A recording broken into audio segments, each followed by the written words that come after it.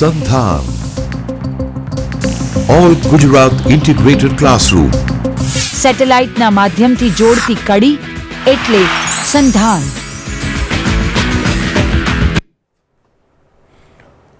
Friends, today our topic of linear algebra is basis and dimension. But before we define the basis and dimension, we have to make some preparation. The last time we proved the theorem, please on the screen, that if is an order subset of a vector space with first vector different from 0, then S is linearly dependent set if and only if there exists integer I such that 2 less than or equal to I less than or equal to n, such that vector xi is a linear combination of its preceding vectors x1, x2, xi minus 1. Using this theorem, we want to prove the next theorem. Suppose we have an order set S is equal to x1, x2, xk plus 1 up to xn. It is an order set with first k vectors x1, x2, xn linearly independent. Then there exists a subset S dash of S of the following form: x dash is equal to x1, x2, xk, xj1, xj2, xjm, such that S dash is linearly independent and the subspace spanned by S dash is equal to the same as the subspace spanned by S. The proof is this: if S is itself linearly independent, then we take S dash is equal to S. If S is linearly dependent, then since the vector x1, x2, xk are linearly independent, none of them is equal to 0, and so some vector xi must be a linear combination of the preceding vectors. As x1, x2, xk are linearly independent, this I must be greater than k. So, we remove the vector xi from our set S and we get the first set S1 is equal to x1, x2, xk, xk plus 1, xi minus 1, xi up to xn. If S1 is linearly independent, then we take S dash is equal to S1. If S1 is also linearly dependent, then again using our previous theorem, we can find out some xp here, which is a linear combination of the preceding vector. We remove this vector xp and we get the set S2 such that x1, x2, xk, xp minus 1, xp plus 1 and xn. One thing more, since xi belongs to xi is a linear combination of the preceding vectors, what we get is the subspace spanned by S is the same as the subspace spanned by S1. Again, the vector xp belongs to S1 and it is a linear combination of the preceding vectors, and so we get S1 subspace spanned by S1 is the same as the subspace spanned by S2. We continue this process, and since we have only finite number of vectors, this process must stop. And again at each step, the vectors x1, x2, xk being linearly independent, they remain the same. So, finally, at nth step, we get the set Sm is equal to x1, x2, xk, xj1, xj2 up to xjm, such that the set Sm is linearly independent, and moreover the subspace spanned by Sm is the same as the subspace spanned by Sm minus 1. the subspace spanned by Sm minus 1 is equal to subspace spanned by Sm minus 2, and finally we get subspace spanned by S1, and that is equal to same as the subspace spanned by S. And so, our required set Sm is equal to S dash. So, S dash is a subset of S such that S dash is linearly independent, and the subspace spanned by S dash is equal to the same as S. Now, we take one example. Let us see on the screen. Yeah.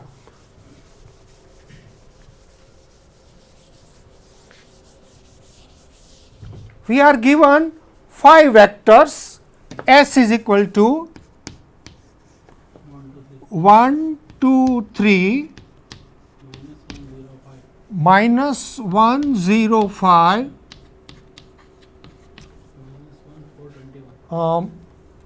minus 4, 21, and 0, 0, 7, and finally the last vector is minus 7, minus 1 and 6. Our theorem gives us one algorithm that find out the first vector, which is a linear combination of the preceding vectors, and remove it. Here, all right, we apply a slightly different method. Let us call this vector x1, we call this vector x2, we call this vector x3, we call this vector x4 and x5. Now, vector x1 is different from 0, and we can see very easily that vector x2 is not a linear combination of the vector x1, because the second coordinate here is 0, while here the second coordinate is different from 0. So, vector x1 and x2 are two linearly independent vectors. Now, let us take about the vector x3, and we check whether x3 is a linear combination of x1 or x2 not. So, we have 1, 4, 21 is equal to alpha 1, 2, 3 plus beta minus 1, 0, 5. Can we solve this equation for alpha and beta? That is equal to alpha minus beta 2 alpha and 3 alpha plus 5 beta, and this gives us alpha minus beta is equal to minus 1, 2 alpha is equal to 4, 3 alpha plus 5 beta is equal to 21. This equation gives you alpha is equal to 2.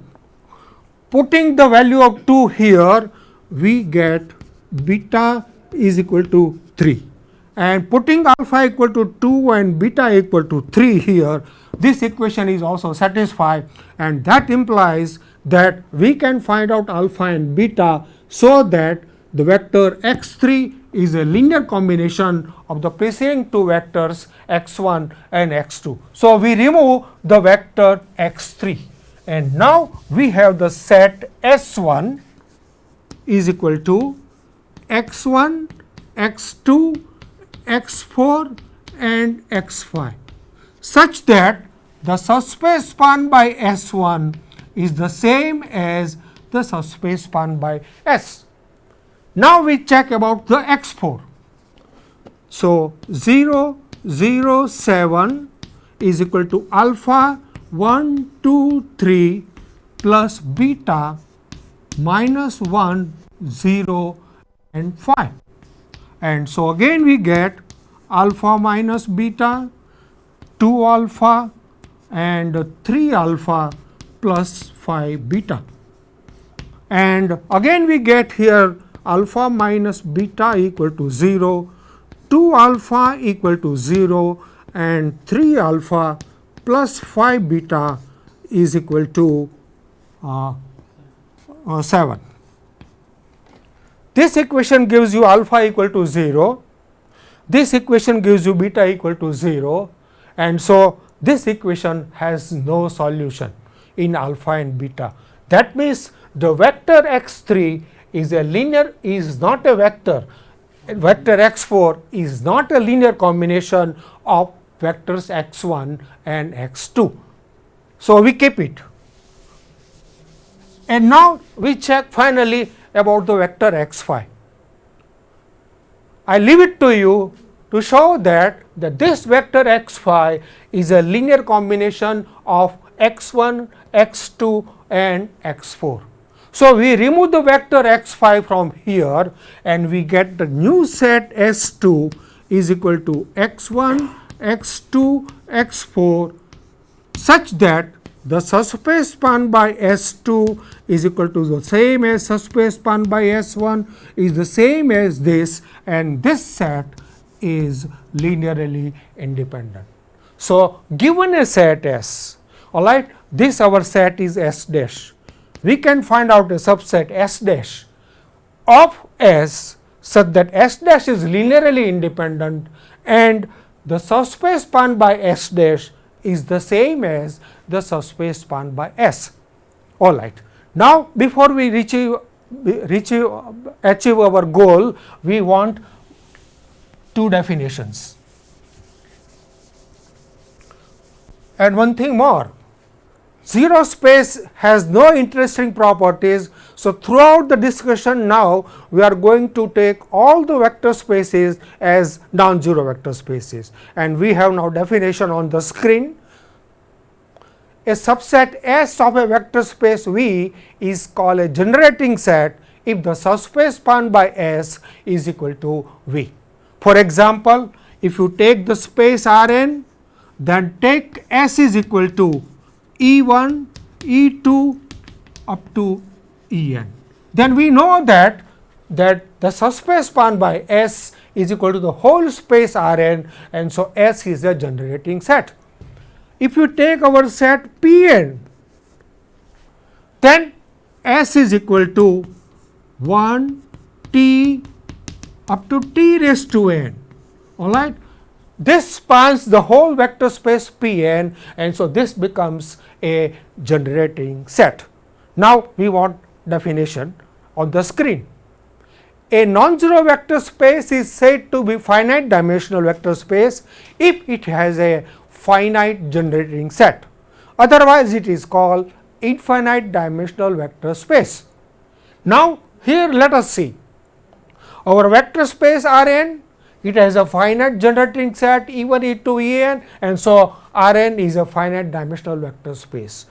This S, it is also a finite set, it is a generating set of Pn. So, our two well known spaces Rn and Pn are both finite dimensional.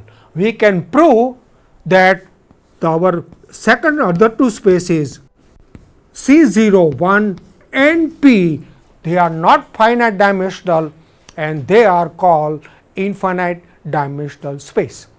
Now,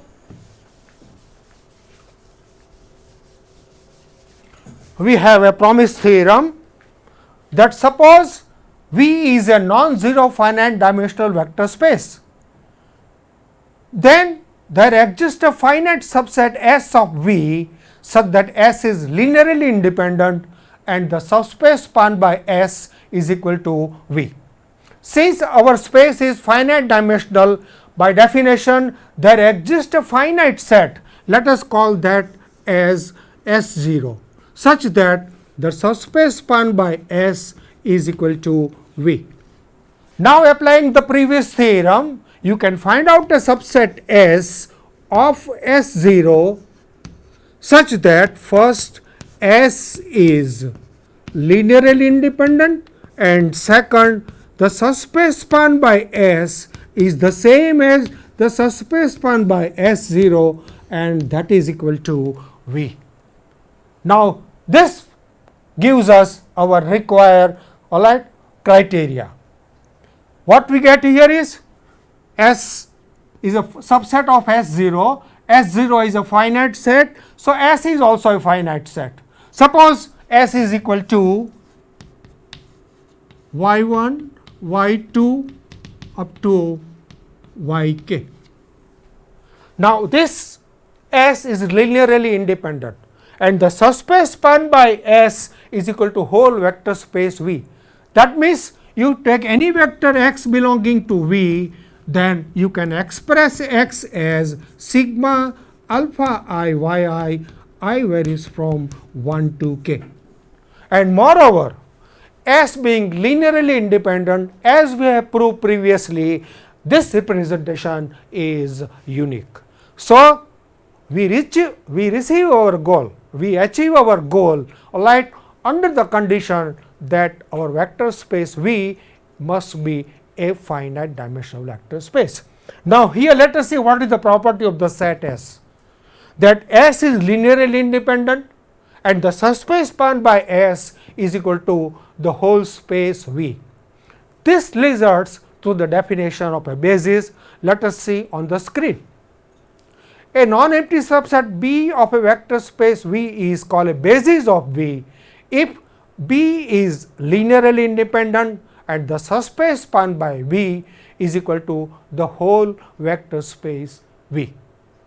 And now, what we can say? Yes, we take our familiar example Rn, then basis will become E1, E2 and En. If we take our base vector space Pn, then basis will become 1 t up to t raised to n. Now, applying the previous theorem in terms of basis, what we can say is next theorem on the screen. Any finite dimensional vector space possesses a basis. Now, I want to make one point here is that we put the condition that any finite dimensional vector space, but in fact any non-zero vector space possesses a basis, but it is out of our